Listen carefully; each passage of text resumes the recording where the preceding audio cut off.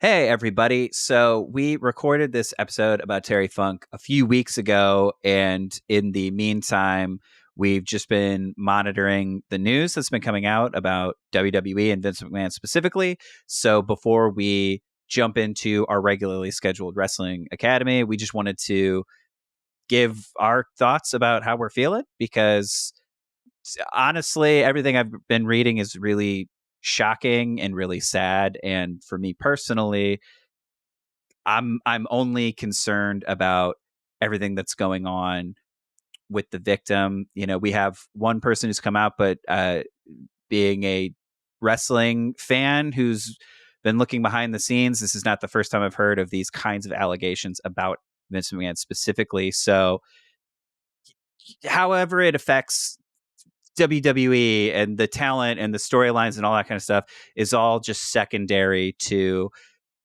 this happened to a real person, and I'm just saddened, and it's shocking to just like hear the depths of cruelty and sadism just enacted on a human being, and that's it's just been tough to get my head around about.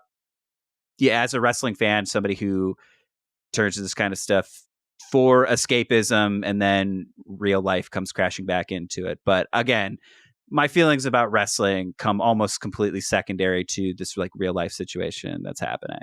Yeah, I think first and foremost, our concern and thoughts are with her. Let's say thoughts were with her. But yeah, I think that a lot of people are kind of tiptoeing around things and having all sorts of confused feelings.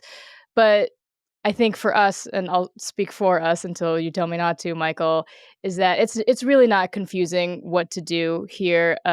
Vince is a monster, terrible person. We're happy that he's gone. And if there is anything in you, listener, who thinks that maybe Vince was misrepresented, then you can find another podcast to listen to, because we don't need your listens and we don't need your loyalty. Yeah, and I think just piggybacking off of that kind of thing, I do feel like a lot of times when I can only speak, I'll keep it in the wrestling context because that's the podcast that we're doing, but there have been wrestlers who have done monstrous things. And I think sometimes in the name of fandom and being a fan, people will give them an excuse of just like, oh, well, they had a really good match, so I have to overlook the fact that they did something terrible. Actually, no, you don't.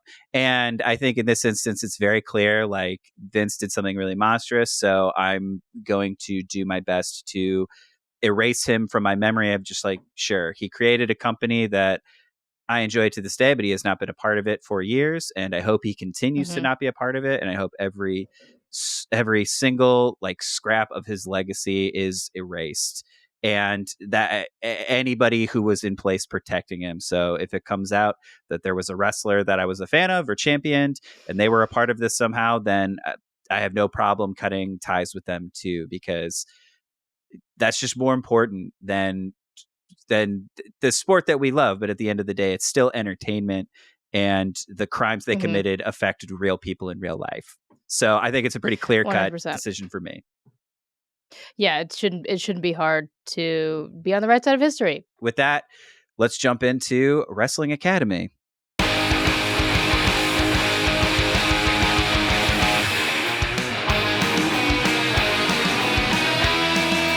Hi, I'm Samee Junio, Homecoming King here at Wrestling Academy.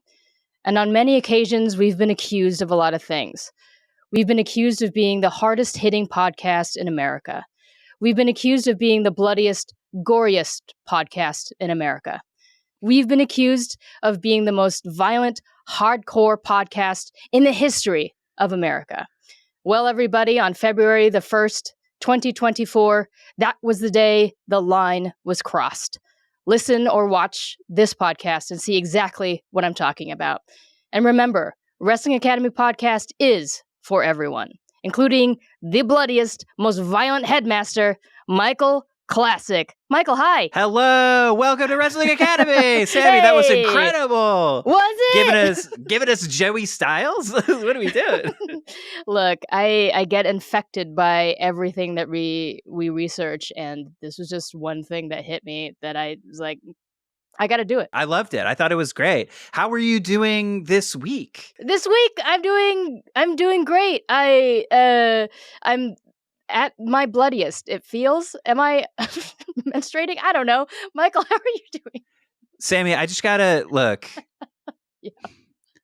I just think it's really cool that you're putting on such a brave face. You say that you're doing fine, but we both know that you're not. We both know that you're working hurt today because you dropped a weight on your foot and you're still podcasting through it all. It's like the spirit of the subject of today's episode has gotten inside of you. And if I can be honest with you, over this past week, I've been noticing your fighting spirit has increased to unimaginable legendary levels. The thing is, like, I retired from doing this podcast when I was 23, and today I came back at the ripe age of 35. So, you know, that's right. Samee retired 4 times this week. Like 30 minutes ago, right when I dropped the weight on my foot, even. Yeah, you pulled a quick little retirement for a half hour, and we're back for our reunion podcast episode. I'm so excited to have you. I'm so excited to be here on Wrestling Academy, a podcast that you and I started. You're a lifelong fan of wrestling. I'm fairly new here, and you shared wrestling with me in such a way that it has stuck very well.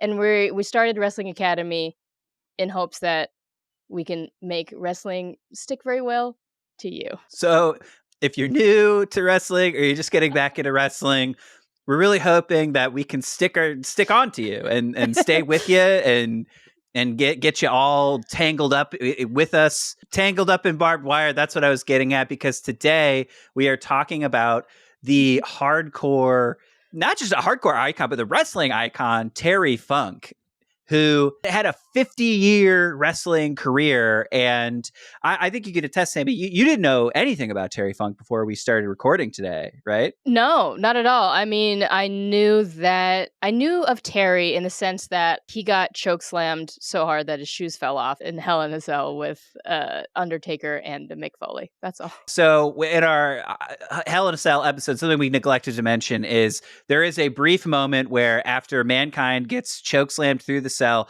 Undertaker's making his way down. A man stands face to face with the Undertaker and then gets chokeslammed as well. That man is Terry Funk.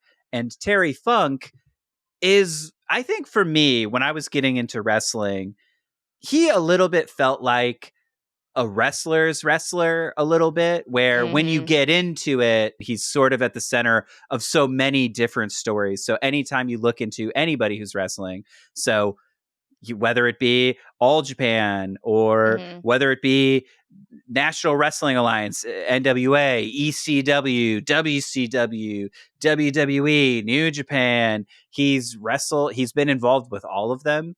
He's done everything. He's won everything. And is just one of the most soft-spoken, humble dudes, it seems like. Where the one thing I think above all that everybody makes clear when they talk about Terry Funk is that he was all about the audience and giving of himself to the audience, which is why he wrestled for 50 years and why he put himself in so many brutal situations that took years off of his life legitimately and wrestled hurt in ways that are absolutely mind-boggling, and we'll get into all of that. So yeah, before we get started, just say that I also didn't know a ton about him, and so he's always been one of those people who's been in the back of my mind of this is a really important person in wrestling, the development of wrestling, and I wanted to know more. And now that we have a podcast where we do deep dives on important topics in wrestling, I thought who better than to talk about the one and only Terry Funk, who unfortunately passed away in 2023. So we're not going to be able to get to see him live, but it is cool to be able to go back and check out his catalog, because I saw so many things I had never seen before when doing research for this episode. That's for damn certain, Doug. I don't there has never been anything quite as brutal going across my computer screen than these Terry Funk matches. I think before we dive in, we just want to say, as always, to keep the podcast going at a reasonable clip. Again, like we said, this guy's had a 50-year career. So we're going to dive into one specific part of his career, and we hope that that can pique your interest enough to check out further exploration of Terry Funk, because this man in wrestling has worn many identities, has lived many different lives, has been associated with many different places. And I'm sure in subsequent episodes, we'll dive into all of those. But today, we're just going to focus on the period of time in which Terry Funk became associated with the up-and-coming promotion, Extreme Championship Wrestling, ECW for short, a run that he started when he was 50 years old. So we're going to dive into all of that today. That's wild. Do you, right now, in your heart, do you know of anything that you would do at 50 still? I'm going to answer your question with a brief story. So a few days ago, I went for a walk around my neighborhood, just a couple of blocks, and I did not put on my running shoes, which have insoles. Instead, I just wore regular tennis shoes without insoles. And you would think I broke my ankle. It hurt so bad. And I am not 50 years old, but I felt 1,000 years old. And so the fact that I can't walk around my block without special running shoes, because otherwise I gotta ice my ankle and it just hurts so bad. No, I can't imagine what it would be like to be a hardcore wrestler and be like, you know what? Let me just see if I like this, and then get involved with tables and chairs and barbed wire and blood and doing flips out of the ring at 50 years old. No, I can't.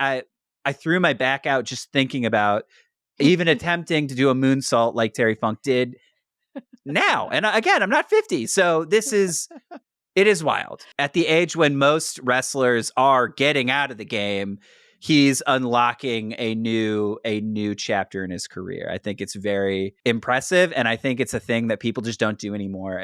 I think it is a look at the old school mindset that a lot of wrestlers used to have, which, depending on who you talk to, that's either a good or a bad thing. But all I can say for sure is that Terry Funk is one of a kind. Truly. Terry Funk's story is long, and I'm going to do my best to summarize it. But when I say that Terry Funk has done everything, I literally mean he's done everything. He wrestled or was involved in every major promotion. So from WWF, WCW, ECW, All Japan, New Japan, he's wrestled everywhere. He's wrestled legends of wrestling like Lou Thez and Harley Race in the 1970s, all the way to new stars like Edge and CM Punk in the early 2000s. He's wrestled in 60-minute time limit draws, and he's wrestled in exploding barbed wire death matches. And he was in the movie Roadhouse. No way. So, yeah, he's in it. It's Swayze. They're in it. Roadhouse. So,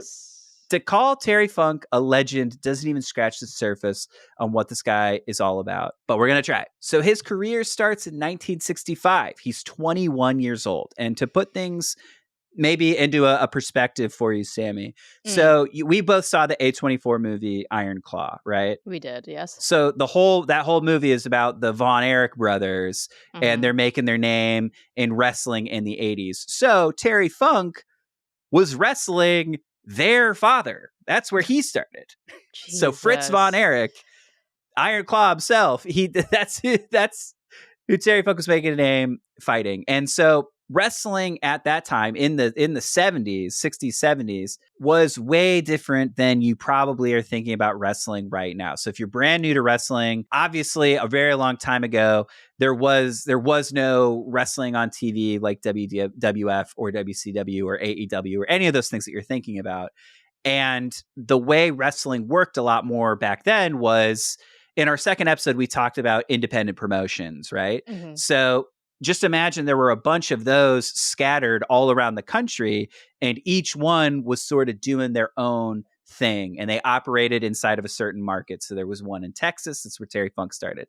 There's one in Atlanta. There's one up in New York. They're all over the place. And so people would put on these independent shows, and that's how they would draw their audiences. And so there was a very loose unifying thread. It was called the National Wrestling Alliance, NWA for short. And they were sort of a governing body throughout these independent promotions, and they created the NWA Heavyweight Championship. And that was sort of so every promotion had their own title, but then the NWA title was the top title in the industry in America at that time. And so they had a voting board who would choose who from these promotions would get to become the next NWA champion. And it was a very prestigious thing. Not a lot of people got to do it. And so in Iron Claw and A24, a big plot point that they're talking about is they felt like the governing board was screwing them over and keeping them from becoming NWA champions. It's like a very big prestigious thing. And so people get especially in that industry, got very competitive about that kind of thing. And so the way you got the vote to become the champion was based on a lot of things. It was how popular you were, how much money you drew, how good and skilled you were inside the ring. So you had to be very marketable in a lot of different places in order for them to give you the distinction of being the NWA champion. And 10 years into his career, our guy Terry Funk becomes NWA champion.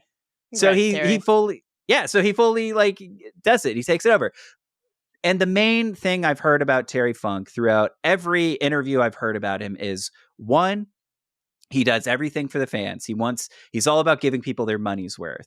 And that, I think, translates to him working a lot, working when he gets hurt, and just sort of powering through to give everybody what they're looking for. Two is he was always a little bit ahead of the curve. So being in North America is not sufficient to him. So he starts branching out and becomes one of the early crew of people who's going over to Japan to get involved, to be an American, getting involved with Japanese wrestling. So he debuts in All Japan in 1970.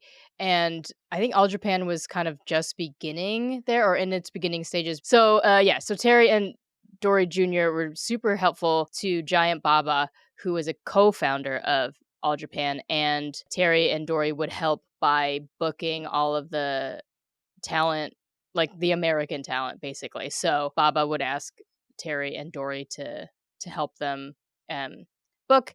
And I think that, Terry's loyalty and determination and loyalty to the fans and stuff was really seen by the Japanese audience. And it's to the point where there's like women in the audience of his matches, like dressed up in cheerleaders uniforms for him. Huge in Japan, instrumental in Japan. And this is at the time where New Japan and All Japan are getting their starts. And so I think there was a lot of who's going to get what talent in Japan. And so I think Terry could have potentially taken more money, but he was loyal to All Japan because that's the people he started with. I love that guy. What a guy. So in 1981, after wrestling at All Japan for quite some time, Terry announces his retirement. So it's 1981, and he's just like, oh, I'm going to be retiring in 1983. So we're tuning back in to August 31st, 1983, where Terry and his brother Dory, a.k.a. The Funks, go against Stan Hansen, who Terry actually trained, and Terry Gordy. So this is Terry Funk's retirement match. At this point, he's 39 years old. So he has been wrestling for 20 years at this point. So he's like, all right, I'm 39. My body's not where it used to be. It's time to retire. Right. And he did announce it. He announced his retirement early, as in 2 years prior, because he wanted to create tension and something to look forward to for the audience. As you mentioned earlier, he's really does everything for the fans. And I think this was like some really cool foresight that he had, so that he would just like build tension to this really great match that when I was watching it without knowing that this was all like a plan of his, but just watching the match itself, there was so much emotion that he was wrestling with, or like this whole story of this match which was only 12 minutes and 36 seconds took me through to the point where I was crying at the end, but not like regular Samee crying at the end of wrestling. It was like really super emotional. So yeah, take me through it. What stood out what took you on this emotional journey that you were talking about? Well, I think so. Terry shows up with a bandage on his forehead, right? And obviously, the other guys, I didn't know if they have a tag team name or not, but Terry's got a bandage. And even before the match starts, there's like streamers all over the ring, right? And I'm going to pause here because I was really interested and curious as to like the tradition of these streamers, because we don't see it at all in Western promotions. So I did a little bit of digging and found out that there's like not an official explanation of the streamers aside from this possible explanation where in the 70s this company Mitsubishi Electric was sponsor of wrestling at the time, and they wanted to advertise the power of their vacuum cleaners. So they insisted that people throw paper streamers out into the ring so that they could vacuum up the streamers. And I went on Sorry, a stupid that's such a like insane like, hey, right? you know, it would be great. Like if you think we threw about a bunch of streamers so we could vacuum them up. Here's the thing though, now that I'm talking about it, like thinking about my home vacuum and thinking about a pile of like streamers, I don't think that vacuum is gonna gather the streamers, but maybe if I get a Mitsubishi Electric vacuum, it would actually suck up all the streamers. I'm just imagining how did the guy at that pitch meeting not get yelled at? Where he's like, "You guys, we got to push these vacuums. What do we do?" It's like, okay, you know how we sponsor wrestling? We just have to throw a bunch of streamers. And then when they see us vacuuming them all up, they're going to be like, how did you guys do that? We're like, oh, Mitsubishi vacuums. That's such a cockamamie idea. What a harebrained scheme. I'm imagining I really sincerely hope that's true, because that's wild. I'm imagining John Hamm, like smoking a cigarette. Mad Men style. Right. Streamers.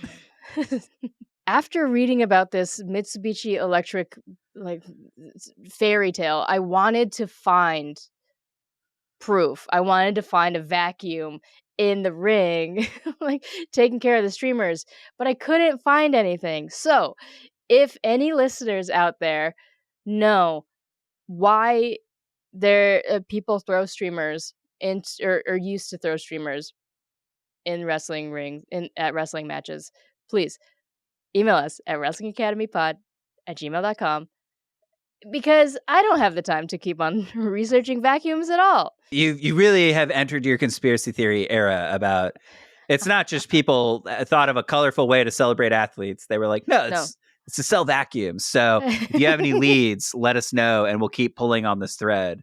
Or if we're getting too close to the truth, tell us to stop. Oh, wow. So Samee, you said this match, by the end of it, you were so overcome with emotion that it was making you cry. Mm-hmm. What in the match, because it was only 12 minutes, so what in the match was tugging at your heartstrings so much?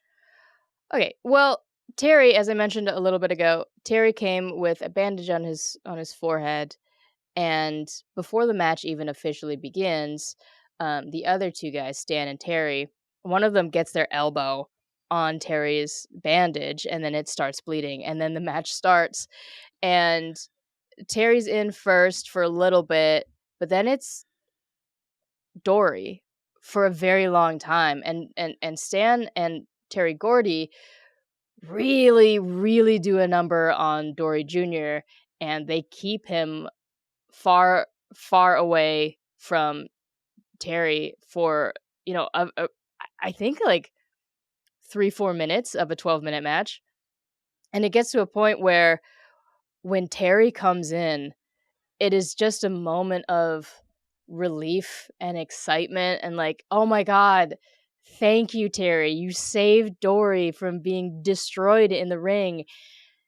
And then Terry quickly gets his ass kicked. Like, at some point, Stan or Terry, like, hurts Terry Funk's knee so bad that becomes the focus of attack. And so Terry's just getting his leg annihilated, and these guys are just going at it. And so it really did feel like a David and Goliath story. And then when Terry, despite all of the damage that was done on his leg, climbs up the turnbuckles and executes a flying sunset flip to pin Stan/Terry, it really is a moment of, oh my god, you did it. Like, you've overcome the odds. You're broken. You're a broken man. You're bleeding. And yeah, that's what got me. That makes me so happy to hear, because we're going to get into some very, very brutal special matches later in the episode.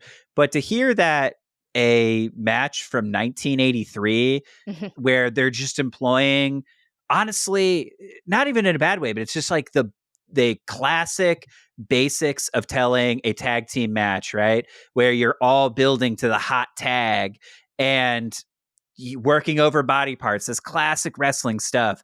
And just to know that here we are, 2024, and a match from 1983 is getting the intended emotional response from you. I think that's beautiful. And I think that speaks to how powerful wrestling can be, where you don't have to do anything fancy. It's cool when wrestlers do, but you can get back to the classics and it can be just as effective, because it's all about putting Terry Funk, who is legendary in All Japan, in peril. And so the character that we all love and relate to is going to get hurt. And we don't want that to happen because we love Terry Funk. And so, yeah, it's just beautiful classic storytelling. And after the match, because it's Terry Funk's retirement. So after the match, he grabs the microphone and he's thanking everybody, and it becomes a famous, Terry Funk's got a lot of famous things about him. It becomes a pretty famous touch point for Terry Funk, because this is his first retirement. As far as anybody knows, this is his only retirement. He's retiring. And he's thanking everybody. He's talking about how much he loves the fans. And then he just starts yelling forever over and over again. Just like, forever, forever, forever. And it's forever. I found myself getting choked up. Oh, yeah. It really, really, really affected me in a way where it's just like, this guy loves this so much. This is so important to him. And you can just feel it. It's the connection. It's the emotions. It's one of those things that really made me sit back and be like, man, this is why I love wrestling, because it's stuff like this. Right, where there's just like an undeniable emotion and just love of everything. I was kind of smirking while you were talking about that, because I thought about like how we've kind of seen a little bit of the aftermath of like wrestlers who are still experiencing the adrenaline rush, but they're not wrestling anymore. So it's the aftermath. And I was just like, was Terry Funk screaming forever his like adrenaline version of post nut clarity? Oh man, we're probably gonna have to cut all of this, but I don't think, to me, that's not post nut clarity. To me, that's the shit you say when you're about to nut. You know what I mean? Where you're like, oh, I'll say whatever. You can't cut that, man. We just got funked. You know, when it's to me, it just seems like the thing where you're just so caught up in, we take it out of a sexual context, but you're just so caught up in any moment where you're so excited, where I've seen, it's those clips that go viral of people on the news or politicians or whatever, like the was it Howard Dean, who's like, yeah, it's like what that is a dude who is completely encased in energy. And so he's like, I can do or say anything. When you're in energy, you could just get caught up in it and you could just you'll say whatever. And to me, that is a little bit like, I think it's so pure. So when Terry Funk is screaming forever, it's just like, it's poetry. I don't even know what he means, but I know how he feels. And he feels how we all feel. So to me, it's one of those things where it's like, oh yeah, it's just lucky that he's in a business and he's articulate enough to where he can tap into his charisma and not say something like crazy. But if it was me, I'd probably be like, yeehaw, or just something. I don't know. I mean, if it were me, just rewind to the beginning of this podcast, because that, like, whatever I rattle off in the beginning is exactly somebody like scrambling around. I'm blacked out, but it is definitely acting out of energy. Yeah, you haven't hit that nut yet, bro. Come on. I need a nut. Yeah, don't we all? Don't we all? So, like we said, 39 years old, Terry Funk.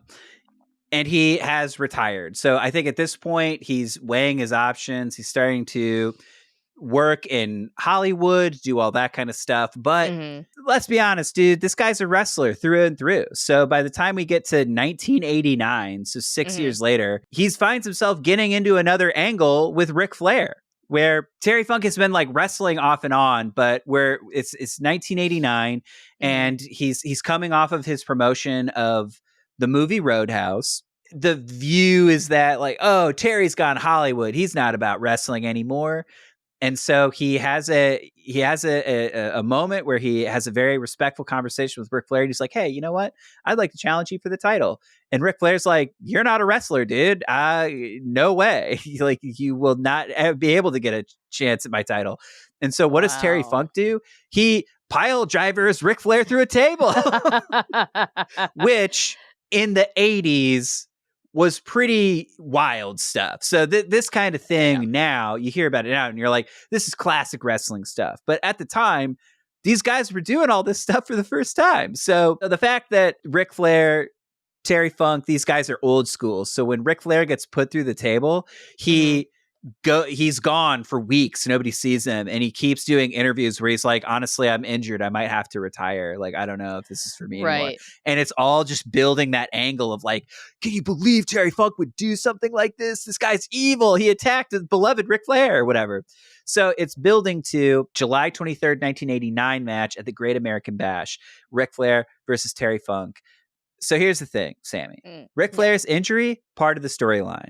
Something that's not part of the storyline is a few days earlier, maybe a week, Terry Funk legitimately breaks his tailbone. And it is an injury that is going to put him on the shelf for something like 9 months. Oh my God. And you know what Terry Funk does? What does he do? He says that he's just imagining that if he does not do this match at Great American Bash, how disappointed all the fans will be. So he goes and he wrestles the match anyway with a broken tailbone, and he doesn't acknowledge it. And then they continue to feud for another month. So he breaks his tailbone and then keeps wrestling with the broken tailbone for months afterwards. What drove me wild during this match between Rick and Terry is that the commentators the whole time were like, oh, Terry, don't go after Rick's neck. You're such a bad guy. Like, Rick has been injured. How dare you? And then knowing that Rick was not hurt and Terry was for real hurt and getting slammed, it's like, this is wild. Yeah, it really drove me nuts to hear the announcers like kind of babying Ric Flair a little bit and be like, oh, well, he's such a champion. But to be fair, that's part of the storyline is when Terry Funk attacked Ric Flair, he injured his neck. So he's just doing the storyline of what the match is, which is he hurt his neck by giving him the pile driver through the table. So Terry Funk is the heel now. And so in the heel situation, he's going after the babyface Ric Flair. But I think now with us having the context and we're looking at Terry Funk's whole career, we're like, no, Terry Funk is the good guy. But I think what it is Terry Funk is old school. And so he kept it old school and he's like, I'm going to wrestle hurt and I'm going to be the heel because that's what has been asked of me. And that's what I agreed to do. Insane. It is absolutely insane. I couldn't imagine doing it. Absolutely not. I don't know. It's icy outside, and I almost was like, if I slip and fall, I'm gonna call out of work for a week. But I didn't want to. I didn't want to put that on me. I've hurt my back almost slipping. Just being like, and then I'm like, oh, my back is fucked. Oh, like that. So I can't even imagine breaking my tailbone. No way. And then getting slammed. Oh my gosh. Yeah. The dedication that Terry Funk has is incredible. And like you mentioned it earlier, how people talk about how he's your wrestler's favorite wrestler, but God damn it, he should just be your favorite wrestler, you know? After this episode, he might be. He's up there. This guy is incredible. Yeah, he rules. And so it's like, okay, they have this match and they go on. And so at this point, from what I was seeing, Terry Funk is starting to get a little bit disillusioned with the state of wrestling, where it's going, how it's looking. And so at this point, we're getting into the 90s and he's looking to change up his style. And so this is when he gets involved with a couple of new upstart promotions that both have their view at changing wrestling and taking it into a more violent direction. So in Japan, he gets involved with this promotion called Frontier Martial Arts Wrestling, and that's going to be an episode all its own because they pioneer a thing called exploding barbed wire death matches. No. But over here in America, he gets involved with a promotion called ECW, and that's what we're going to be talking about exclusively for the rest of the episode. So, Samee, do you know anything about ECW? Queen. Have you heard about it? The only thing that I know about ECW for realsies is that when I walk a certain way down my block, there is somebody that has an ECW flag in their apartment. And that's all I know. All right. Awesome. This will be great because I think this is one of those things that when I was a newer wrestling fan and I was just getting into wrestling, ECW was kind of the boogeyman a little bit. It's the wrestling everybody sort of warn you about. We're like, oh, do you want to hear about people doing insane, crazy stuff? You got to check out ECW. And so we'll get into what it is. But basically, ECW was very well known for hardcore wrestling, making it super popular. So like when we saw in the Attitude Era, they would have special hardcore matches, but ECW, that's sort of what they did all the time. It's kind of like when we would go to those GCW shows. That's they're a huge influence as ECW on promotions like CZW, GCW, all these ones that do hyper violent or death match style wrestling. Oh, a huge debt to ECW, which is one of the promotions that helped pioneer it. You know how earlier we were talking about territories and the territory wrestling, and each one had their own. So there's a promotion in Philadelphia called Eastern Championship Wrestling. And so around 1993, the owners of the promotion were having a disagreement. So they bring in this young guy named Paul Heyman, who he's been a booker, he's been a writer, he's been a manager for WCW and National Wrestling Alliance as a whole. So like, oh, let's bring this guy in. And so Paul Heyman was having this feeling at the time that he felt like wrestling has become very sanitized, and he wanted to take it into an edgier direction. He in the documentary The Rise and Fall of ECW, he mentions that if you look at music, especially in the 90s, he wanted to do the same thing with wrestling. So he thought of your WCWs as like glam rock, and he wanted to do something that felt like grunge. And so he wanted to take wrestling in that direction. So Samee, yeah, you know about Paul Heyman now. Now he's the manager for Roman Reigns in the WWE. Yeah. But what did you think about experiencing young Paul Heyman? I was really surprised because thus far, me and Paul Heyman have had a little bit of a odd relationship because he is Roman Reigns' counsel, right? We're calling him counsel. And he quivers behind Roman Reigns when he's talking and stuff. So I felt so happy knowing that Paul is actually cool and not just that guy all of the time.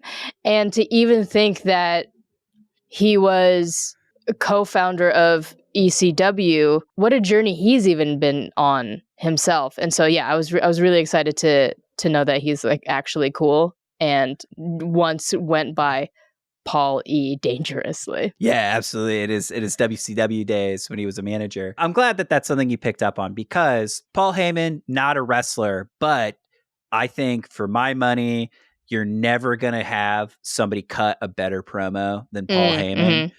He's so good at the acting and storytelling aspect of wrestling that when you hear him talk, it's so easy to just get sucked up in the charisma and be like, oh, wow, this is crazy. So when he's doing something like being Roman Reigns' special counsel, he is playing this long character of being this weird, whining, sniveling yes man. But if he were working with somebody else, he'd probably be doing a different character. And so his commitment when he's a manager is on the level of a Broadway actor, in my opinion. Paul Heyman, when he was running ECW, was the king of the castle. So every idea was basically his idea. So just imagine that, but just doing whatever he wanted, completely creative control. And so what Paul Heyman wanted to do was he wanted to shake things up, right? He wanted to get into that grunge presentation. He wanted it to be edgier. It wanted to be more raw, more real. And so I'm hoping by me saying this, it's sparking in your mind. It's like, oh, that sounds a little bit like the Attitude Era. Interesting, right? Pretty interesting point, except these guys were doing that 5 years before the Attitude Era started. So these guys saw what was happening, and then I think they changed the conversation so much that these big companies had no choice but to respond and change too. And so what Paul Heyman was about was finding new, fresh talent and doing crazy and exciting matches that people hadn't really seen before. But there was one problem because they were so new and they were working with new people. They needed somebody with a really solid reputation and with honestly a high profile to get a lot of eyes on them. And that is where our man Terry Funk comes into the mix. Very cool. So Terry Funk has had this legendary career. He's like 49 years old at this point. He's done everything. He's been wrestling since he was 21, right? So it's been like almost 30 years of him having a wrestling career. And so he's wrestled everybody. He's wrestled the legends. He's wrestled Japan. He's got the pedigree that when he shows up places, when he endorses places, people take notice. And so he gets involved with ECW because he is also looking to make a change. And his philosophy and ECW's philosophy are almost the exact same. And so in January 23rd, my birthday, 1993, Terry Funk makes his ECW debut. And I cannot stress how important it is to have Terry Funk associated with ECW. I couldn't find a single interview where someone was talking about the birth of ECW where they did not credit Terry Funk, where they're like, without Terry Funk, ECW would not have existed, because at the time they could say we're going to have a match with Terry Funk, who's a very recognizable name in the wrestling world. People know him, and so they would show up and they would see all these new guys, and it added a lot of credibility to what they were doing, but it also got a lot of eyes on them early on. I think one of the big forays into getting a lot of eyes on them happened at the February 5th, 1994 event, ECW, The Night the Line Was Crossed. It was a variation of a triple threat match between Terry Funk, Sabu, and Shane Douglas. And so what I was hearing a lot of people talk about this. I guess the way that they did this match was almost unheard of at the time. People didn't really do this, especially for a title. But this match was called a three-way dance. And so we've talked about triple threat matches in the past, right? 3 people fighting, first person to get the pin wins. But in a three-way dance, if you get pinned, you're eliminated. So it's 3, it'll go down to 2, and then the last person, they get the title and they win. So to have a three-way dance for the title, almost unheard of. And then the second thing that happened that was super unheard of is this match goes to a 60-minute time limit draw. Like when we talked about Okada Omega, those just don't happen very often. And people are like shocked. Nobody knows what to do. And then, so at this press conference afterwards, Terry Funk he's bloody, he's crying, and he basically is like, I don't like what's going on in wrestling. I don't like the direction it's going. I don't like these big companies and what they're doing and what they're all about. And so I have a ton of respect for everybody in this locker room. And I may be an old man, but I'm taking my stand here in ECW. And I think all of those ingredients got just a ton of eyes and a ton of attention for being like, okay, these guys are wrestling matches people haven't really seen before. They're doing wild stuff. And then they've got the legend Terry Funk co-signing them. Like, what are they doing? We gotta check this out more. What was going on? So WWE was happening. WCW was happening? Yeah, I think what he's talking about is just generally, this is pre-Attitude Era. And so I think it's just, at that time, it was very family friendly, kind of corny. I think people just thought it was boring or that it was for kids.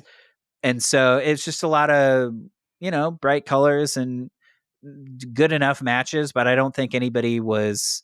I guess what I'll say, and this is just my own bias, is I've never really been interested to check out wrestling pre-Attitude Era, because to me it just feels like a lot of looking for submission holds. I don't know. It's never been super appealing to me. It just feels very safe and sanitized. And then I think by the time we start getting into the Attitude Era, things start to feel more real. And I think that's what Terry Funk was talking about. Okay, sick. And so before the Attitude Era was happening, was that the Golden Age or something? Is that what they were calling it? In WWE, yeah. So that would be I see. Okay. Or it'd be the new era, but and then the Golden Age, that'd be like Hulk Hogan and Randy Savage and all that kind of stuff.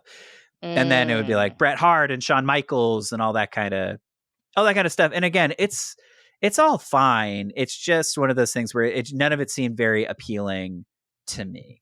And so I think, much like we were talking about in the 2015s to 2020s, is it just kind of got stale and people were looking for it to change and to evolve and to do something new. And so I think it was very exciting to Terry Funk because they were about to do something new. So I stayed tuned after Terry's emotional promotion, and the people next up after Terry was Paul E. Dangerously and Sabu. And outside of the ring, obviously I have no experience with Sabu, but at the time he was the craziest man in wrestling. So he had security guards like holding him back a little bit. And then Paul E. Dangerously, aka Paul Heyman, went to the mic and did the talking. And I think it was this promotion that was like, oh, okay, Paul is actually cool. So he's basically just saying, like, you guys suck. The match was rigged. Sabu could have won everything. He points to one of the guys. He's like, I don't think you're a good announcer. I think you suck. This is all I have to say to you. This is all I have to say to you. Thank you so much, members of the media. I hope you all go to hell. And I was like, okay, Paul, let's go, dude. Young Paul Heyman had a real chip on his shoulder, and so he would constantly do shit like that. The other thing about Sabu, when you said that his presentation is that he's a sort of a wild man, is they would bring him out to the ring Hannibal Lecter style sometimes. So he'd be on a board, and he'd just have a mask, and he'd be chained to the board, and it would just be like, who the hell is this guy? That's wild. Yeah. So Sabu, real wild guy. In ECW, I think Terry Funk, he's in there, he's getting his feet wet.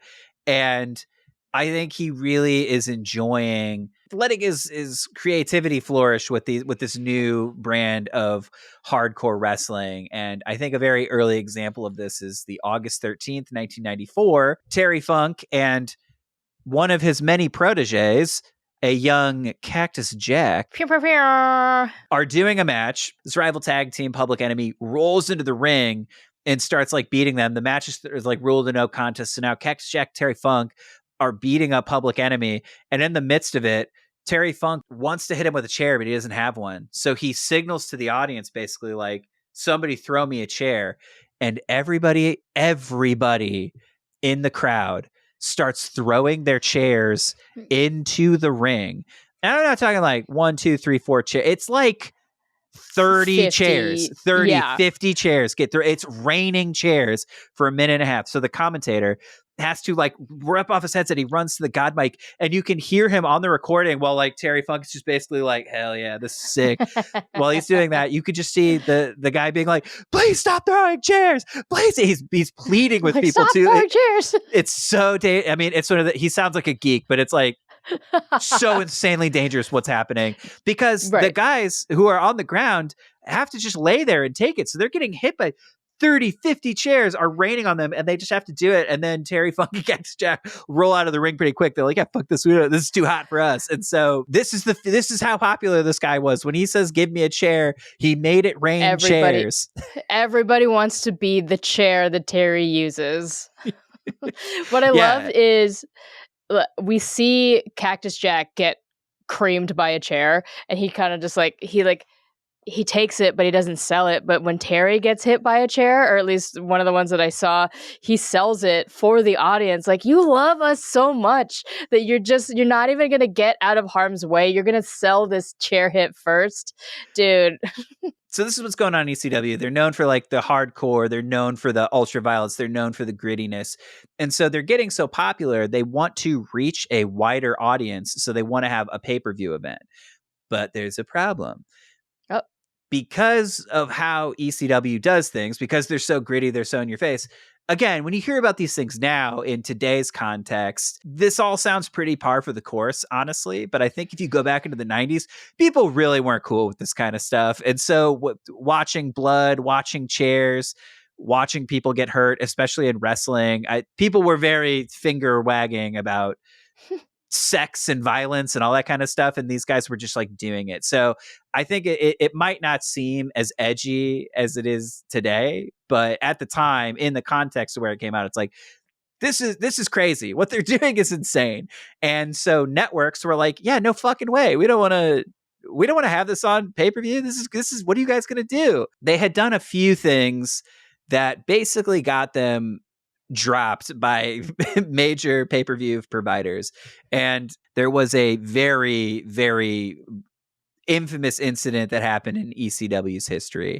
It happened November 23rd, 1996, and it's known as the Mass Transit Incident. This is one of those controversies that it's like bigger than ECW. It's like one of the most notorious things that has ever happened in wrestling. When you look around at crazy, notorious things that have happened. So basically, the gist is there was going to be a tag team match between I forget who, but they were fighting a tag team called the Gangstas. One of the opponents who was going to fight on the other tag team, they had an emergency. They couldn't make the show.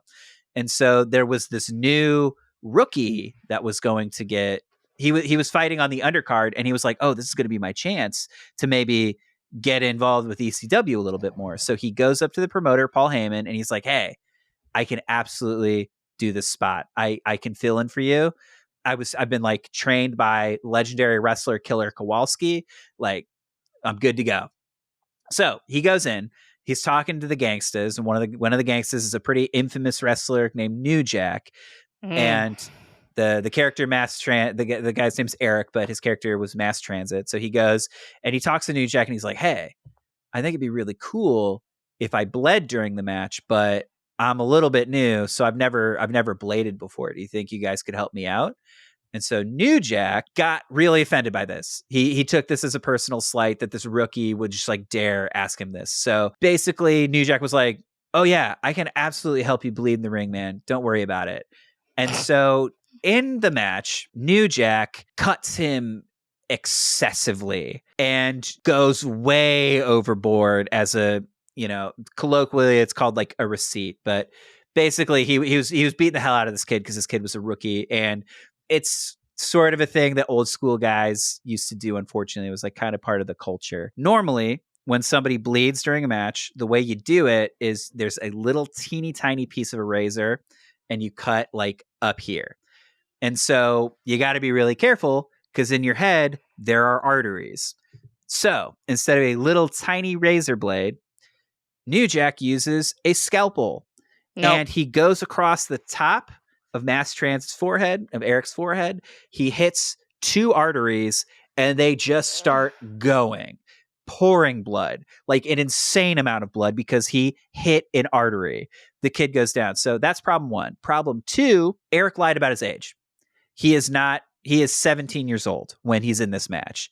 So New Jack has basically just cut a 17-year-old kid, and they didn't have official footage of the incident, but a fan had a camcorder. So it's pretty infamous. You can find it. I honestly wouldn't recommend checking it out. It's not the good kind of violence. It's the kind. It is just like borderline snuff. You know what I mean? It's like you're watching true brutalism that's like is not fun and is not safe. And so it's like, how could that be enjoyable? And it's horrifying because the kid's dad is there, and you can hear the kid's dad.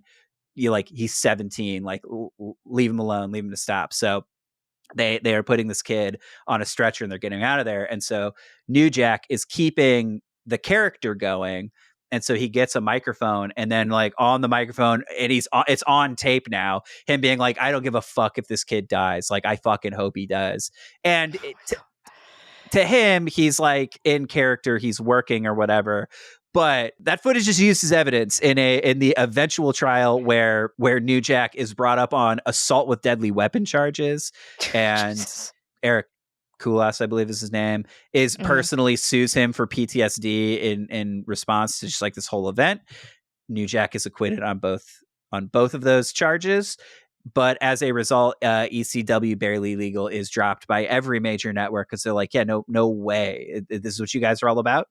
And then, unfortunately, Eric Koulas passed away, I believe, from unrelated circumstances 4 or 5 years later or something like that. But again, it is like a dark, dark chapter in wrestling. They cover it in Dark Side of the Ring if you're curious to learn more. I think in the episode where they talk about New Jack. And yeah, it's grim. It's pretty grim.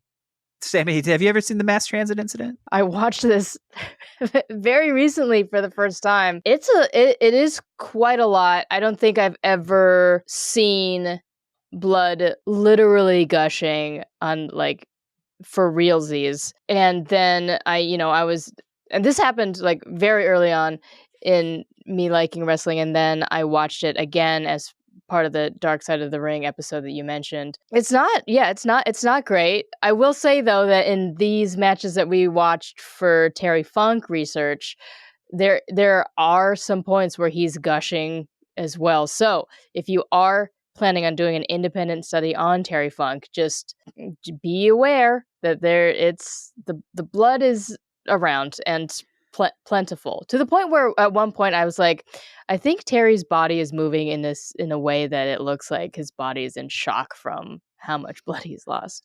Entirely possible. It's a combination where it's like, yeah, he's working, but also is probably incredibly really hurt. I don't know. That's an interesting thing that I guess I was curious how you feel about this, Samee. I feel like when I'm watching that kind of stuff in the context of this is a hardcore match that everybody agreed to, I can absolutely tolerate it, even though it's like, oh, they're doing absolute brutality to each other. But when it's something where it's like, oh, this is not a consent, this is just violence. It's like all of it's like the two acts are very similar, but I feel like just seeing the intent behind it. One of them I'm watching, I'm like, this isn't fucking wrestling. I don't like this. Whereas I would see like, later Terry Funk versus Sabu in this barbed wire match, they're doing insanely brutal things to each other, but it's all under the like, oh, everybody consented to this. And so I enjoy it a lot. But where it's like when the intent is different, I found myself being like, I can't even look at this. This is like fucked up. Whereas I've seen plenty of wrestlers bleed, like tons of blood, gushing blood. And so I guess I was just curious, like, do you make that distinction in your head? Does that kind of thing feel different to you? Or is it all this? Does it reach a certain threshold and then it all feels the same? Well, let me ask this question of you first. If the mass transit incident, like if you watch that footage without knowing that it was not consensual, would you be okay with it? In the sense like, oh, this is a wrestling match, it's presented to me, everything's fine. No, because I also feel like the mass transit incident is different because they have to stop the match because it's the bleeding is so severe. So anytime I've ever watched a wrestling match and it transgresses beyond like, this is no longer a violent performance, this is something real that's happening. So somebody gets legitimately injured or somebody gets like hurt and isn't okay, then it takes it too far. So even when you watch it, it to me, it's obvious that somebody's hurt. I feel like it is very obvious that this is outside of the intent of what's going on. Okay. And then to answer your question, I have one threshold, and then I'm like, I start feeling sick and then really worried. And then I start spiraling about, oh, why am I watching this? But as I mentioned, like in one of the matches, you see Terry's face, its blood is literally gushing. I started feeling sick. Even Becky Lynch's broken face, I started feeling sick around that. It's just, and it's not just the presence of blood, but it's also just thinking about like, oh, you're for sure hurt and you're gonna have to rest and take a knee. That's where I'm like, oh no, don't. Yeah, absolutely. Because of things like the mass transit incident, like the fan support is so rabid that the fans of ECW start a campaign, and this is pre-internet, or this is like right on the cusp of the internet being a thing. So it's like they start a letter writing campaign, a phone call campaign, just trying to get anybody to run ECW's first pay-per-view event. They finally convince somebody, but they've been told that like basically you have a hard out and you do not get any leeway. So it's like as soon as you hit this like if you go over, we will cut the feed. Basically, to me, it put this entire event on a weird ticking clock that I couldn't help but think about when I was watching the show. And Sure. so they're setting up for their first big thing. I listened to this really cool docuseries. Almost, it was like a documentary podcast where one of the writers for PW Insider did a whole oral history where he interviewed a lot of people involved in ECW's first pay-per-view, Barely Legal, and it just got a lot of really cool, interesting insight. I would highly recommend you check it out. I will link to it in the show notes. But one of the things they said was the night before the show, they have a whole dinner where they honor Terry Funk because according to them, they're like, ECW wouldn't be a thing without Terry Funk. And so we just wanted to like pay our respect to this man who's done so much for us and got us to where we are. And now we're about to have our first major pay-per-view and he's going to be there. I think the main thing that I took away from Paul Heyman's speech was he talks about the story that gave him the impetus for the idea of ECW. And it was talking about being on that car ride with Terry Funk back in 1989, right after Terry Funk gets hurt, and where he realizes that he's broken his tailbone, and he goes in and he learns he's broken his tailbone, and then he knows that he's about to have the match of his life with Ric Flair, and he knows that the fans want it, and so it's like he pushes himself to give that match for the fans anyway. And Paul Heyman, according to them, was there, and he found that like hugely inspirational, that it's like this guy is willing to give so much of himself for this business, and that is the principle that ECW is founded on. And I think you can see that from the matches we're going to talk about in a little more depth, is that these guys get so hurt and they just keep going. And I don't know if that's always a good thing, to be completely honest with you. It's really not. It's not, but it is also one of those things like as a fan, it does make me care about these performers when they push themselves and they do these feats that seem superhuman. You know, when Cody Rhodes, right, he tore his pec and then he still fought in a Hell in a Cell. That's insane. Like that's crazy. Triple H tore his quad and then he still did a street fight. He tore his quad at the beginning of the match. He still did a street fight just to keep going. And it's like, these are not advisable things, but they are these superhuman acts that when I see them as a fan, I can't help but appreciate. Like these performers that I love so much are giving so much of themselves. This is insane. And so it really just felt really cool to see that they're about to have an event where they're like, this is the biggest thing we've ever done. And we still want to take time out of our schedule to pay respect to the guy who helped us do it. And I think that's one of my favorite things about wrestling and the culture of wrestlers, is that it is an industry that is built on respect. And so they were like, we can't do this. We couldn't even think about doing this show without paying respect to the guys who came before us. And I just think that's really cool and that's really special. And that's one of the reasons why I like being a wrestling fan so much. Yeah, I agree. I think just the appreciation that wrestlers and everybody involved in wrestling have for the sacrifices that some people do. Do you do sacrifice? But like, I know a couple of people who do sacrifice. Yeah, it's just, again, I hope that I say this every episode, but wrestling is cute. I think it's just, and maybe it's just the nature of it, because these are people who are putting their bodies and lives kind of in danger for our enjoyment. But yeah, I don't think that there's anything like wrestling at all. And it's not just what they're doing in the ring, but it's just the dedication and the loyalty to the craft. It's just outstanding. Let's get out of this pay-per-view, big boy. This is ECW's first big pay-per-view. So it's like, this is huge. They bring in extra production. They bring in guys. It's like a whole battle to even get on the air. And now they're like doing this legit. So they're in the ECW arena. It's like a warehouse where they've made their reputation. They're doing their first event there, but they're like adding in extra lights and productions, and they're like pushing, like, as two people who have worked behind the scenes in live performance, they are like pushing the limits of what you can do with the venue you have available to you. They are like redlining it the entire time, all to put on this like insane pay-per-view event. I was listening to some more of those interviews in the doc that you mentioned, and I was feeling a little bit jealous and like a feeling of FOMO. In 1997, I was like, 7 years old, but just hearing the excitement and again how much they pushed this venue to its maximum, I was like, fuck, I really would have loved to be there. The behind the scenes crew guy in me was like, oh, that sounds so awesome. Like fuck yes. Rigging lights, running give me a headset, let's go. Give me a headset. I want to run cable to a truck. Yeah, I was really feeling it too. But anyways, so the main event of this whole huge like ECW flagship, this is the planting their flag. They're calling their shot. They're like, okay, look, here's the main event. We're going to do another three-way dance. So it's like they're going to do the three-way dance, and then the person who wins this three-way dance will immediately that night, directly after this match, get to challenge the ECW champion, who is a man named Raven.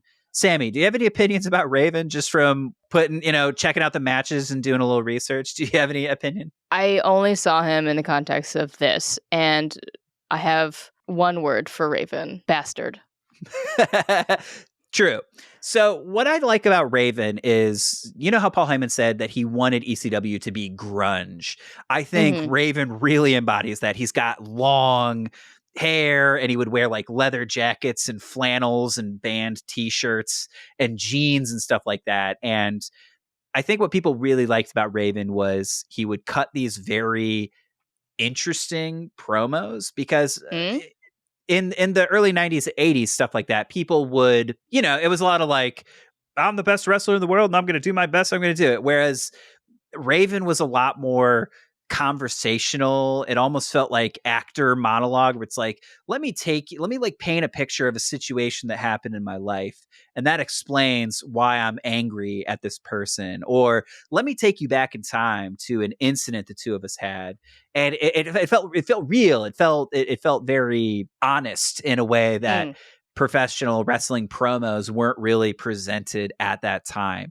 And so he was just like this very cult leader, charming, evil guy. And so he had basically a cult. They were called the Raven's Nest, and they would just do his bidding for him. One of the main guys that Raven and Raven's Nest had set their sights on is one of the competitors in this very match. His name is the Sandman. Oh man, how do I even describe the Sandman? He is just a real salt of the earth. I mean, you called Raven a bastard. I would call the Sandman a bastard. He's just like a tough fucking bastard, where he would walk out to the ring smoking, and then he pounds beers and then breaks the can on his forehead to the point where his forehead bleeds. And then he would walk around with a kendo stick, because I in my research about like, okay, what is Sandman's whole deal? There was, I guess, an incident in 1994, an international incident made international news, where I guess a teen in Singapore got caught doing vandalism. And so the punishment for that is he would get caned. And so it became like caned with a kendo stick, basically. And so it became this whole international incident with like, he's an American, you can't do that. And Singapore was like, well, he broke the law, so he's going to get the punishment.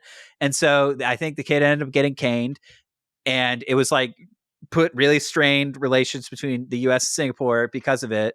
And Sandman read this news story and was like, hey, I'm going to just start bringing a cane to the ring and I'm going to start caning people. And it was like, that's the kind of guy Sandman was. And so Raven had set his sights directly on the Sandman during this feud. And so he had done all kinds of messed up stuff. Like there was a storyline where Raven brainwashed Sandman's like ex-wife and Sandman's son and turned them against him. And it's like, there is an infamous thing where there's a little boy in the ring being like, you're not my father. And you're like, what the fuck? Like, it's so nuts. Oh and my it's God. like, and so like they had been feuding for the title, so they've been trading the title back and forth. So it's like Sandman had it, Raven took it for him. Sandman got it back, Raven took it back. And so it's like he wanted to do it. And then one of the most infamous things that happened was Raven crucified Sandman. And this might sound a little familiar for people who watched the first episode. Is in WWE, I want to say 3-4 years later, 2 years later, something like that. The WWE has The Undertaker sacrifice people. And so he tied them to a symbol and it was vaguely crucifixion-esque. This was not that. This was, we are going to make a cross and we are going to tie the Sandman to the cross. Fuck. And we're going to put a barbed wire crown of thorns on Sandman's head. So this is like straight up sacrilegious, blasphemous. This is crazy shit that is happening in the 90s, where again, I cannot stress to people who might be a little bit younger, the 90s, especially when it comes to Christian, like sacrilegious Christian imagery, people were really not okay with that kind of stuff. So it was shocking when it happened. And there was a wrestler who would go on to wrestle for WWF.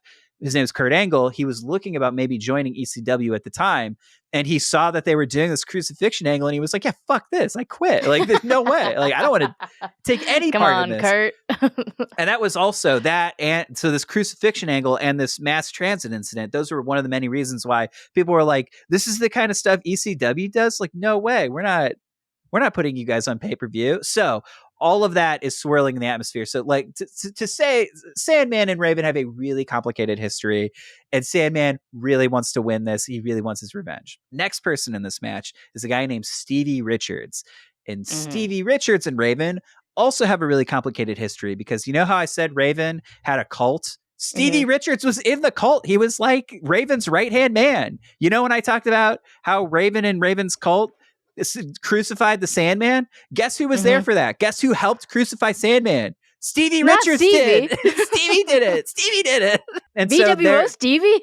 Yeah, the BWO's own Stevie Richards. So their relationship gets really strained and gets really fractured. And like Samee just said, Stevie Richards starts his own group that is a direct parody of a huge WCW group called the NWO, the New World Order.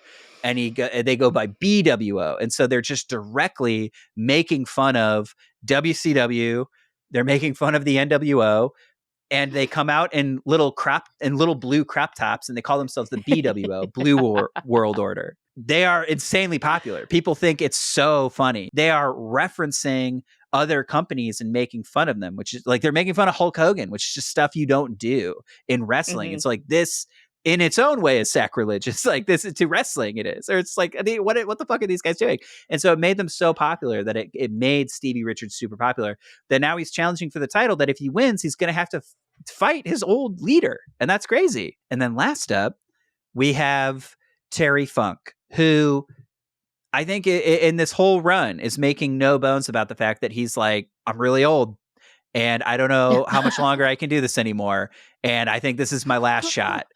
And this is it for me. All I want to do is retire as the ECW champion. And I don't know if I have the same stuff that these guys have, but I'm going to give it my best. They have these like amazing promo packages and video packages that they cut where it's just Terry Funk visiting his father's grave and talking about how like all his father ever wanted to do was win the championship and he could never do it. And so if Terry Funk is able to win the ECW championship, it's like he can finally fulfill the dream that his family did. It's like, and look, I'm not an old man. I know that this is probably like, I'm not going to get too many shots like this. So I'm going to take it. Terry Funk does not get, he doesn't get his shot. They're like, no way. And the guy who earns the shot is his protege, Tommy Dreamer, who's somewhat known.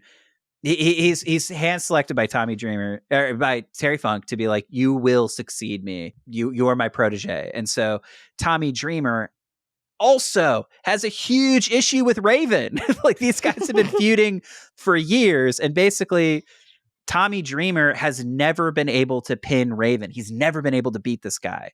And so he finally earns this opportunity to get into this 3-way dance where if he wins, he's going to get to potentially beat Raven, the thing he's never been able to do, to get the gold. Tommy Dreamer wins the #1 contendership. He's like, no, I'm going to give my shot. I'm going to give it to my mentor, Terry Funk, so that Terry can take his last shot at the title, because I believe in him that much. So this is what we're walking into when we get into the 3-way dance, April 13th, 1997, ECW's first pay-per-view event. We're in the main event, Barely Legal, a 3-way dance, Terry Funk, Stevie Richards versus the Sandman. Samee, we watched this match. How did you feel? This was fucking nuts. Sandman, he uses a ladder in a way that I have always been afraid of when we watch a ladder match, which is he uses it as a full-on weapon. Most people use ladders as another surface, right? Climbing on top of whatever. This son of a bitch, swings he uses it like like a club, like a chair. Yeah, he's throwing it, he's whipping it, he's doing. Samee is not underselling it. It's like he is so reckless with this ladder. I also was shocked. I couldn't believe it. And he's not even like struggling with the weight of it. And the announcers talk about how Sandman is hammered while he's wrestling. Michael mentioned it a little bit that he chugs beers. So he chugged 3 beers before this match. And I was like, oh yeah, he's super hammered. And then he brings out this fucking ladder. And it's what's funny to me is that for this match specifically, he disappears for a little bit. And you're like, where's he going? And then he comes back with a ladder. Sneaking another beer, that son of a bitch. And then he comes out with a fucking ladder. It's a ladder that he's throwing around. He's swinging it like a bat. And he's not even struggling with the weight of it. And I'm like, dude, how drunk do you have to be to treat a ladder like it weighs 5 pounds? It's fucking nuts. But then also Terry turns it around and around because he puts his head in the middle of it and then helicopters with the ladder. Yeah. And it's one of those things for me, revisiting the match. I have not checked in on old ECW stuff since I first got into wrestling. And it was just getting to see these old familiar characters again that, man, I forgot how much I loved Sandman, where it's like, again, I just want to underline it because it is so crazy. His theme song is Enter Sandman by Metallica. He comes out smoking a cigarette, and it's not a fresh cigarette. He's been smoking. It's like almost down to the filter. He walks out. He's been smoking this for real. He walks out, pulls a beer out of his pocket, and then just like chugs it up in the air. It's like, and then breaks the can over his head to the point where he starts bleeding. And in this match, he does that 3 times on the way to the ring. 3 times, baby. At the start of the match, Terry Funk, the gentleman, the noble gentleman, he's shaking people's hands. And then Sandman, in his own way, is like, oh, hey, I got a beer. Do you want it? And then Terry Funk's like, no, I could never. And then Sandman's like, all right. And then he just pops it. He drinks a 4th beer. He drinks a 4th one. Oh, he drinks 3 total. Okay, so he drinks 2 on the way, and then he drinks his 3rd in the ring before the match even starts. This guy's a fucking maniac. And then he's got like the kendo stick the whole time. And it's just like, he's wrestling in like, what do they call it? Zubaz pants? Like just these crazy 90s pattern. And he's in tennis shoes and a t-shirt that has beer all spilled on it already. This guy's look, WWE could never. Dude, this match is just so crazy. There's so much stuff going on where they are getting trash can. Oh, every time Sandman disappears to the back, he comes out with a new weapon. And I don't know if you noticed this, but every time he throws the the weapon into the ring. So the first time he throws a ladder, the second time Yeah. he throws a trash can, but every time he Uh-huh. throws it, he hits Terry Funk directly in the head. So the first thing Yeah. he walks over the ladder, tosses it in, it's like, "Buh," and then you see it hit Terry Funk. And then they're fighting.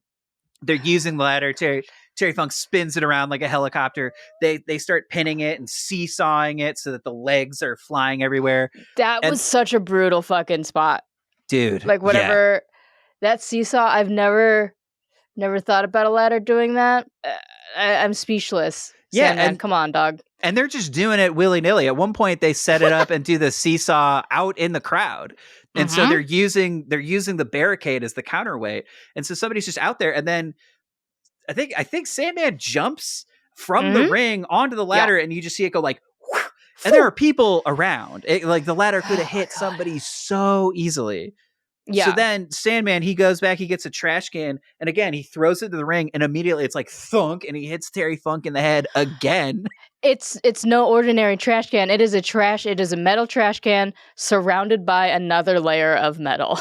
What's interesting about this match is because it's a three-way dance, it's elimination style. So the whole time I was watching it, I was like, okay, people are going for pinfalls, but everybody in the match like doesn't really seem to care. And then I realized when you get pinned, you get eliminated. So it led to a different kind of triple threat that I'm used to seeing that I thought was really cool, where there would be these very loose alliances that would form for just a move. And then it would be like, oh, they're hitting tag team maneuvers on a mutual enemy, because it's like in their best interest to be like, yeah, we'll do it. We'll pin this guy, and then the two of us will fight.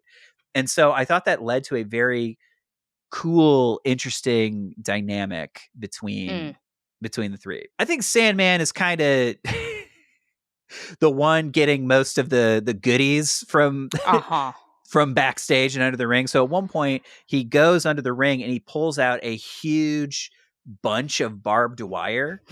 And because like earlier in the night they threw streamers, like Samee was talking about, so streamers get wrapped up in the barbed wire, and so it's just the barbed wire is bright and colorful, but it is still straight up barbed wire. And so Samee, I was curious.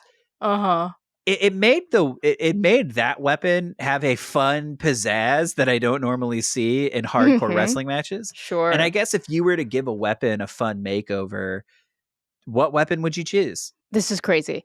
I would attach a music box to a chainsaw.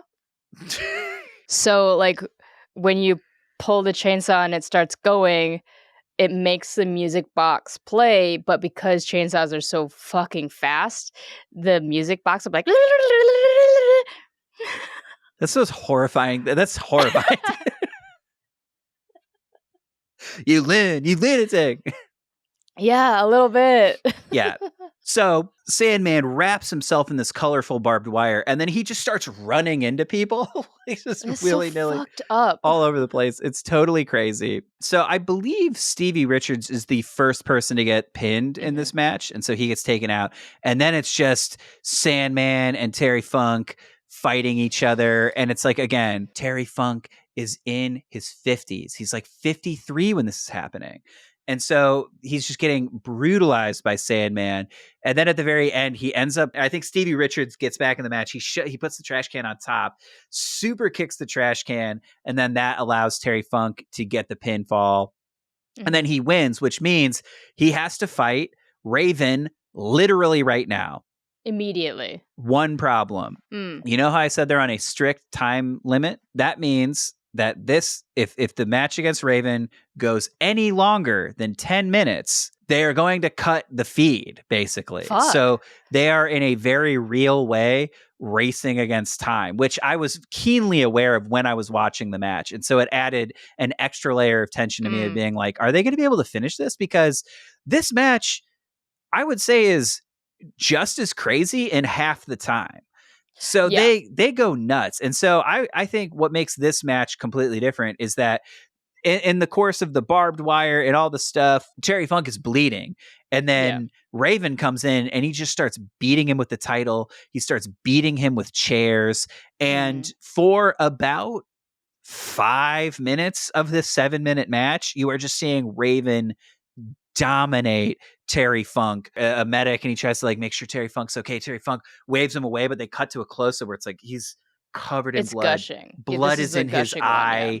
It's a haunting visual, and he still is like, no, and he like tries to get up, and he's swinging blindly, and he's falling, and he can't do it. All of this is happening while Terry Funk's protege is on commentary. And Samee, I guess I was just curious, how did you feel about Tommy Dreamer on commentary? Well, he was really quiet during the first one, and it's just, well, he's watching his mentor, his father figure, just get brutalized by these dudes. So he's not saying much, but he's just like, "Oh, don't." And then when the medics are coming in during Terry and Raven's match, he's like, "Hey, get the medic out of there. Terry wouldn't want to go out that way." I'm like, Terry's gonna die, dude. It's okay if he just gets a little bit of help. Yeah, please. And yeah, Sammy's right. So what's notable about ECW commentary is they have one commentator generally. So they brought in Tommy Dreamer as like a special commentator to commentate for his mentor. But if you listen to the PW Insider documentary, I think Tommy Dreamer is pretty upfront about the fact that he was like, yeah, I had no idea what I was doing, and I didn't really know what was going on. And then I got sucked into watching the match. And at one point, the commentator, Joey Styles, tries to ask him a question. And then Tommy Dreamer's like, Joey, listen, can you do, he's like, I got to ask you to do me a favor. Like, I can't do commentary. I just got to watch this. Please leave me alone. He says this on live. This is live. This is recorded. Like, they can't do it again. It's just him being like, hey man, I kind of just want to watch this. Could you like leave me alone? Right. While Terry Funk like cannot stand up and is like literally dying in front of him. Getting. Like, I gotta watch this. It reminded me of your journey with commentary, where it's like the incident. It just felt like a very Samee move. That just seems like something you would do. Where you're like, hey, listen, dude, I can't do commentary right now. I'm just gonna watch this. And you're like, you're being paid. This is your job. You're supposed to be a commentator. You're like, no, I don't want to do that. Actually, no, thank you. I think it's good boundaries. I think it's really cool. Tommy Dreamer has a pretty good sense of humor about the whole situation, but sure. That's funny that the behind the scenes was like he just didn't know what was going on and what to say. Yeah. It was that. And I think he also got sucked into the match too, like we all did. Crazy fucking match. And only 7 minutes? It didn't feel like 7 minutes. And so the time is counting down. At a certain point, Raven's cult members swarm the ring and they all start working over Funk. And then Raven like calls for a microphone and he's like, hey, Tommy Dreamer, look what I'm about to do to your mentor. I'm about to put him through these 3 tables right in front of you. So the commentary is up on this 12, 15 foot perch. And so they set up 3 tables underneath it. And so I guess Raven's going to drag Terry Funk's lifeless body to these 3 tables. And so Tommy Dreamer's like, you know what? Like, let's do it. Let's go for it. But it seemed like it was all a ruse, because sneaking it behind him was a wrestler named Big Dick Dudley, who, Samee, I don't know if you know this, but he's one of the original Dudley boys. Oh, wow. Were there 3 or was he replaced? There were like 9 Dudleys. No way. Originally it was the Dudley family. The ones who jumped over to WWF after ECW went out of business was Bubba Ray and Devon. But those 2 were originally part of a bigger Dudley collective, one of whom was Big Dick Dudley. But the Dudleys were sort of loosely aligned with Raven's faction. And so this was all a ruse. So Big Dick Dudley, he sneaks up behind Tommy Dreamer and he tries to hit a choke slam. Tommy Dreamer reverses it, also has a very good sense of humor about this too, delivers one of the weirdest choke slams. Here's what it is. Honestly, it's like if I tried to deliver a choke slam to somebody, it's just like not going to happen. It's not going to work. And so the guy, like it basically, Tommy Dreamer just pushes this guy off the ledge. Like he's going for a choke slam, but it's all mistimed and it just kind of looks, but the dude falls 10 feet, goes through 3 tables. And then with that distraction, Tommy Dreamer is able to make it down to the ring and he delivers a DDT to Raven. And we are truly, if you listen to the documentary, the behind the scenes, people are swarming all over ringside trying to be like, guys, we have literally 1 minute. Like we have to wrap this up. So with all that, delivers the DDT. Terry Funk crawls over. He's going to get the pinfall on Raven. Raven kicks out. And they're like, we have 30 seconds Like, before Raven, they cut stop the feed. So they do it. Raven like gets up. He gets a head full of steam. And then Terry Funk, ever the professional, hits him with one of the oldest tricks in the book, a classic roll up. 1, 2, 3. Terry Funk wins the championship against like all odds. He had been getting dominated for 6 minutes straight, and then is like able to turn the tide. He's able to turn back the clock, and he wins the ECW heavyweight championship. And the pay-per-view event ends with Terry Funk in the crowd and bleeding, holding the title, and everyone's just chanting, Terry, Terry, Terry. The broadcast goes off the air, and then the generator in the truck blows up, is what they say. And then they're like, they cannot get it back online. And so they were like, it happened like truly 30 seconds to a minute after they were done recording. And they were all like, look, if that had happened 5 minutes earlier, we would have been screwed. If we had gone on 1 minute longer, we would have been screwed. And so it was just like a confluence of events of being like, they pushed the building to the absolute limit, and it lasted just long enough for them to get their first pay-per-view out. But it doesn't matter. Like it is a historic event, especially in ECW's history and hardcore history, but also in Terry Funk's history, because at like 53 years old, he captures the ECW. He's the champion now. What did you absorb from that gauntlet that Terry Funk went through? I absorbed one thing and one thing alone. Should I chokeslam you through 3 tables if we get 1,000 followers on YouTube? Oh, you're gonna Tommy Dreamer style chokeslam me through some tables? Okay. I mean, not Tommy Dreamer style, because it looked like he just pushed someone off a ledge. But I would sincerely chokeslam you through 3 tables. So that's interesting that you've added it to the long list of potential ways I'm going through that table when we hit our goal. Okay. I gotta say, so far that one's like my least favorite. But if that's what you want, I'll do it for you. Look, and I'll do it for the fans, Terry The Funk. fans, for the love of the fans. That's what. Look, for the love of 1,000 fans. That's it. Yeah, I want to give people their money's worth. So if it's best for business for me to get chokeslam Tommy Dreamer style, I will do it. Terry Funk's the champ. He's the champion. Mm-hmm. What do you say? Does he ride off into the sunset? What does he do next? Well, he doesn't have a retirement match, so he comes back to play Born to be Wired, a hell of a fucking match between him and Sabu on August 9th, 1997. So this is about 5 months after Barely Legal, where he wins the title. 5 months later, he's being challenged by Sabu in an event called Born to be Wired, where the match they're going to take part in is a barbed wire match. And Samee, what is a barbed wire match, and how's it different than a normal match? Well, a normal match, Michael, is set in a wrestling ring where the ropes are tensioned rope. So instead of these coated ropes, it's just barbed wire. And I'd like to take a moment to say this right now is I don't like it. I don't like the barbed wire. When the barbed wire comes out in wrestling, I don't like it. It makes me sick to my stomach because there's no faking barbed wire and the injuries. And I don't like it. I don't like it, Michael. We are a far cry from the chicken wire match that we talked about in Heath and Assis episode. It is one of those things where I'm a pretty seasoned hardcore deathmatch watcher, and there's some stuff that happens in this match that I was like, this is stomach churning stuff. And what's interesting about a barbed wire match is normally in a normal match is you run and you bounce off the ropes, and that's just what you do. But the whole first 5-6 minutes is them doing everything in their power to avoid going into this barbed wire. And normally what I always find really funny about barbed wire matches is wrestlers who normally are showing off their cool chiseled physiques are magically wearing t-shirts now. And so Terry Funk, he comes out in a t-shirt, and Sabu is just in his normal gear. He's like shirtless. He's like, yeah, whatever. It's barbed wire. I don't care. Terry Funk throws him into the barbed wire, and instead of bouncing, he just gets like run, like his ship runs onto the rocks. It runs aground. He doesn't go any further. There's no momentum. And then what does Terry Funk do?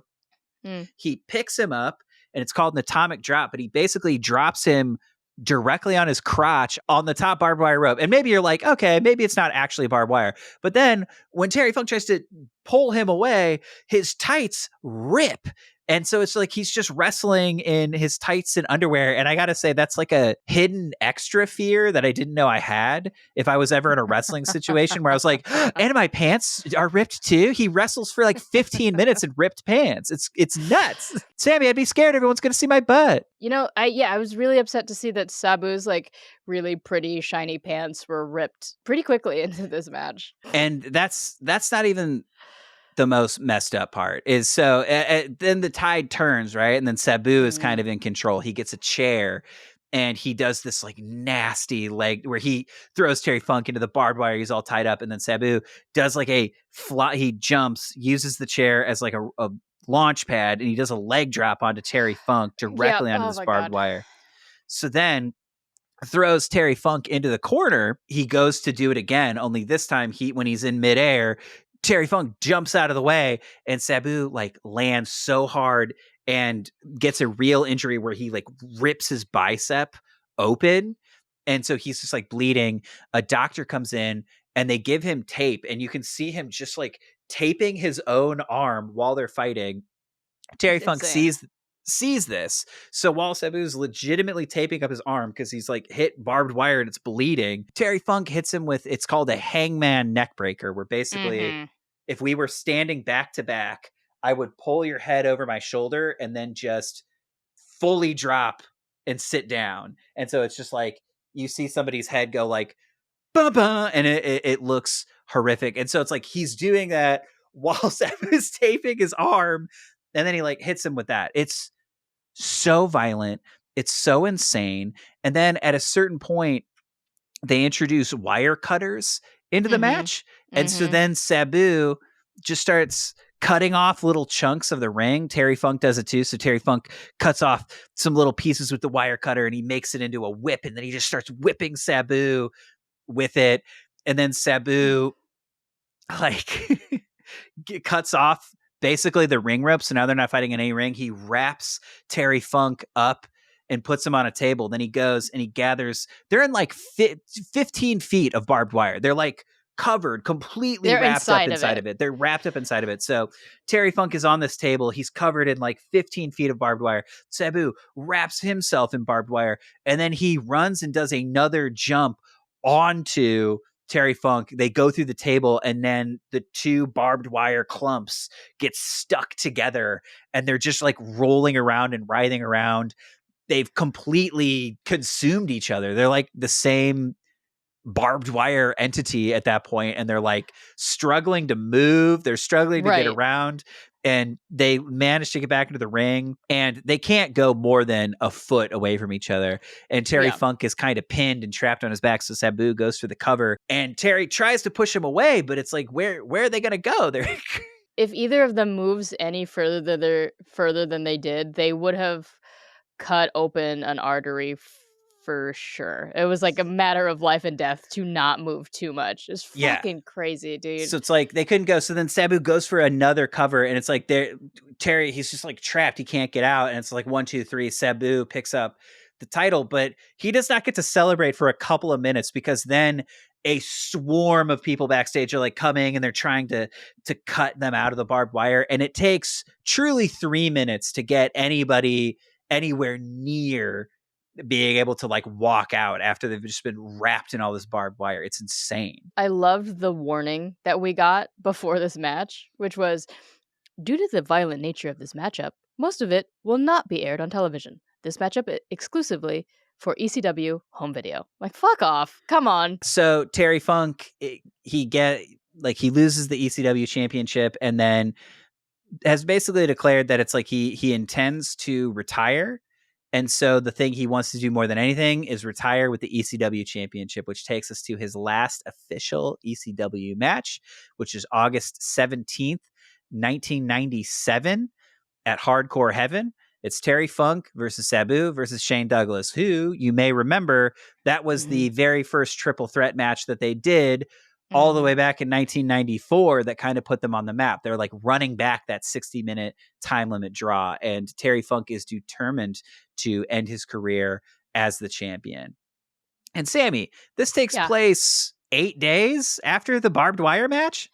Only 8 days, Michael. Are you kidding me? And like I looked at Sabu's like skin and there's like actual scar tissue, but I'm pretty sure like I feel like if I got cut by barbed wire, I would still be scabby. You know what I mean? That's crazy. 8 days. 100%. And so he had to get 100 stitches in his arm. So his arm is bandaged up. And in the spirit of Terry Funk, like we said, Sabu has gone into this match after just receiving 100 stitches.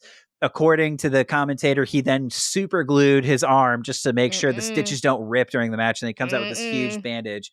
And then these guys, they run back their infamous match, right? So it's like hardcore, hard hitting. And in the end, I think Sabu gets taken out first. So now we're down to Shane Douglas and Terry Funk, meaning whoever wins, there's going to be a new champion regardless. And so it gets really close, but in the end, Shane Douglas comes out victorious, and Terry Funk does not end his career as ECW champion, unfortunately. Fuck. A month later, Terry Funk is officially going to retire. He has a huge event that he's calling Terry Funk's WrestleFest, in which he's going to fight Bret Hart, who at the time was the WWF champion. And so these guys, they put on a classic match. It's like a 25, 30 minute match, Terry Funk's retirement. And in the end, Bret Hart picks up the victory because, again, he's old school. And so a philosophy for old school guys is for your very last match, you always want to put the guy over on your way out the door. So that's like I've heard a lot of old school guys talk about it where they're like, for your final match, you lose. And that's just what you do because it helps it helps the people you're wrestling, right? Because it's like, oh, they're the one who retired you. So that helps them build their character and their mystique. So Terry Funk, ever the professional, was like, hey, it's my last match. Let's give Bret Hart the rub. At the end of that, how do you feel, Samee? What's it? Oh, I was just gonna say, why was Bret so pissed at Shawn then? About the screw job? Yeah. He wasn't retiring, and also it's because that's not what they literally agreed to. I know. No, that's funny. I appreciate that. And so at the very end of that match, Tommy Dreamer comes out with the ECW championship, and they award it to Terry Funk to be like, you've done so much for us. We just want to declare you the lifetime ECW champion. And so even though he didn't win it at the triple threat, he now gets to end his career as the lifetime ECW champion. And Samee, with that, Terry Funk finally retires for like 3 months. And then he's immediately back to wrestling. He wrestles in ECW. The ECW goes out of business. They get acquired by the WWE in 2001, I believe, and then they're relaunched in like 2006. And then they get defunct again in like 2010. Paul Heyman ends up working for WWF and has become the advisor to the tribal chief, among many, many, many, many, many other things. He was like head of creative. He's a manager. He's done all kinds of stuff. Yeah, like very well known. And then Terry Funk officially wrestled his last match in 2017, and he unfortunately passed away in 2023. So his final match, Terry. September 22nd, 2017. And Samee, that was Terry Funk. Like, we went through all of that. We went to the 60s and beyond. We went to the 90s. I can't believe it. We've really done it. Yeah, we've done it all. We went to Japan. We went to Philadelphia. Philadelphia. Yeah, from Japan to Philadelphia. We've done it all this episode, Samee. How did you feel? What'd you pick up? What were some things that stood out to you? I think throughout all of the research and all of the wrestlers that we've touched on already in the long history of Wrestling Academy, we always hear that this wrestler is, once in a lifetime lightning in a bottle, right? And I think that that's what's so cool about wrestling is nobody's speaking out of turn when they're calling these people once in a lifetime, and we're spoiled with this collection of superhuman people who don't actually possess superpowers. Terry, I think, is a once in a lifetime man in a group of once in a lifetime people, and it's just he's just so special, and what he did was so special, and you have to love wrestling to continue to do wrestling, but you have to really, really love wrestling to do what Terry Funk did. And I'm really appreciative for him. I think the thing I was thinking about when we were putting this episode together was we started our podcast talking about the Attitude Era, right? So we were talking Yeah. about DX and all that was really appealing to us. It was like, oh, we liked the crazy soap opera-y, salacious stuff. We liked the hardcore violence, and none of that would have been like DX, NWO. None of that stuff would have happened if ECW hadn't have happened, and ECW wouldn't have happened without Terry Funk. If Terry Funk hadn't have reinvented himself in the 90s and he had gotten into hardcore wrestling, right? If he hadn't done death matches, right? He might not have helped put Mick Foley on the map. There were so many things that we personally have covered in our podcast, and we have talked about how much we love and admire and appreciate them. And none of those things would have been possible without a guy like Terry Funk, who was a veteran 3 times over by the time he got involved with ECW. Was a veteran when he got involved with All Japan, but it's like the guy loved underdogs and he likes supporting the next generation and he liked helping people out, and he felt a tremendous responsibility to the fans. And so even though I was like a wrestling fan, I didn't know a ton about him, I actually did, because his legacy was so great and so vast, and he was so influential on so many different levels to so many different generations, that you'd be impossible to not enjoy wrestling and not be appreciative of something that Terry Funk contributed, no matter what kind of wrestling that you like. And so it was just really interesting to be like, oh, I think we found a huge piece of what has inspired so many wrestlers that inspire us. And so it was just really cool to be like, oh, who are my influences? And let's like follow the thread back. And it was really cool to get into wrestling history. This episode was like a lot of fun. And I was just so glad we got to spend some time with Terry Funk and get to meet him properly. And yeah, absolutely. He's had such a long career that we could probably do more episodes about him in the future, just talking about a different era. This stretch of time that we 100%. talked about was literally 6 years. 6 years of his 50-year career. Yeah. So it's like we're definitely going to be talking about Terry Funk again probably soon. I love this. I love this. And I love us. And I love Terry. And we love you, our audience. Thank you for listening to Wrestling Academy. It is hosted, produced, and edited by Michael Classic and me, Samee Junio. Follow on Instagram, TikTok, and YouTube at Wrestling Academy Pod, and send us an email at wrestlingacademypod@gmail.com.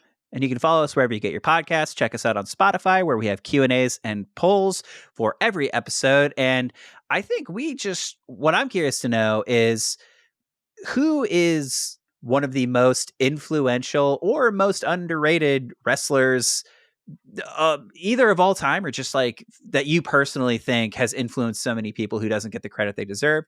Because I really want to know more. I want to chase down my influences, and I want to expand my wrestling knowledge even further than we've been doing before.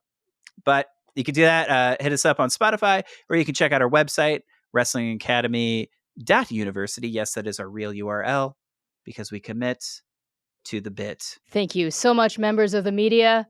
I hope you all go to hell. Class dismissed. Stop the chairs! Stop the chairs! Stop the chairs! Stop throwing chairs! Please stop throwing chairs!